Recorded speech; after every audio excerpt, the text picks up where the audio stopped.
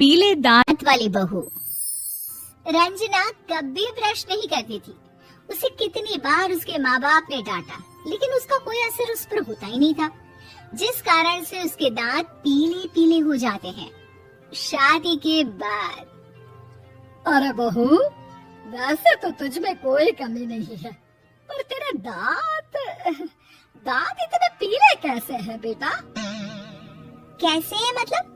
कोई सर्जरी थोड़ी ना कराई है।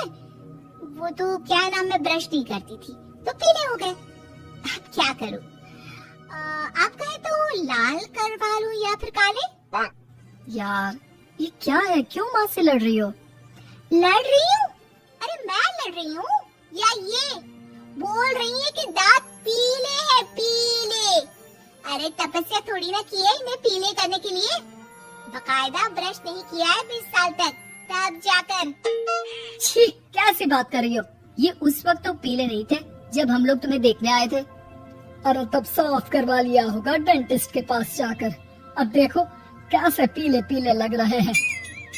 रंजना सास की तरफ गुस्से से देखती है। फिर शुरू हो गई पीले पीले पीले। अरे पीले तो तब भी थे जब मेरे हाथ का रसगुल्ला उड़ा उड़ा कर खा रही थी और बोल रही थी, लड़की नहीं गुणों का खजाना दे रहे भाई साहब आप।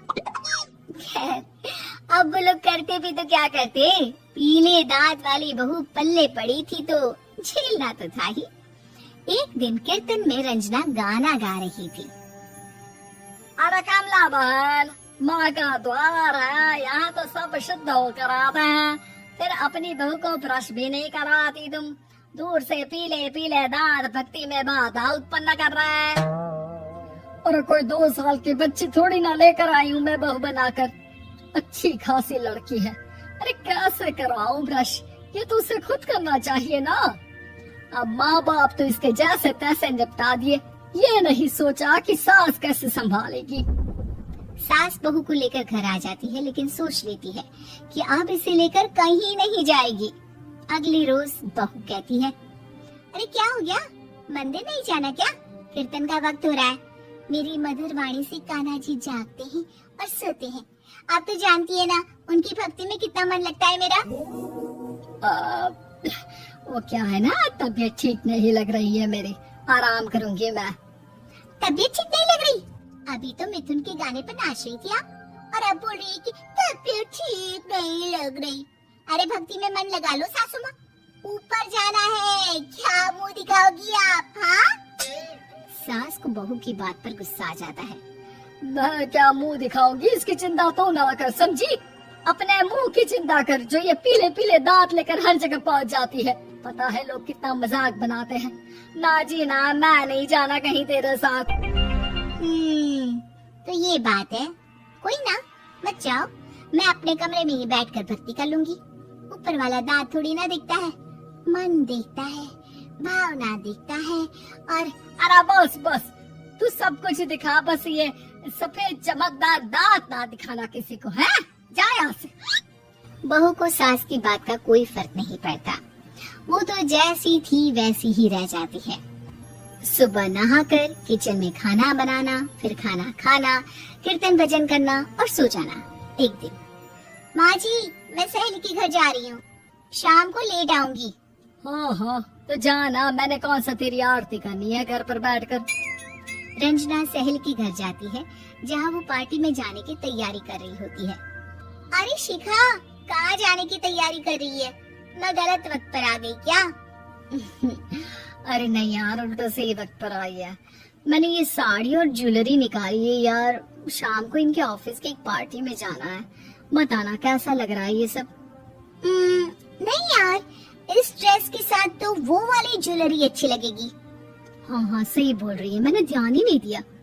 वैसे तो हमेशा से मस्त फैशन सेंस रखती है, तो बड़ा जाती होगी ना पति के साथ पार्टी में।